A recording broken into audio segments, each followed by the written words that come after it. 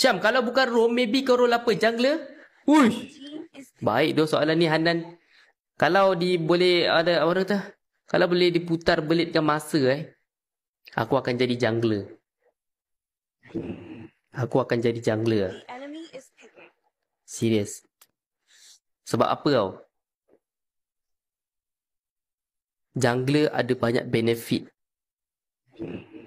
Kalau engkau live, engkau akan dapat banyak viewer. Confirm viewer kau atas 2,000, 3,000, 4,000, 5,000. Takkan ada dapat macam 1,002 ni kan. Macam 800 ni takkan dapat. Sebab apa? Orang suka jungler guys. So benefit dia banyak guys dekat jungler. So bagi aku, lebih untung player yang main role jungler daripada tank. Sebab tank tak ada siapa orang nak tengok pun. Kalau korang ingat zaman FB dulu,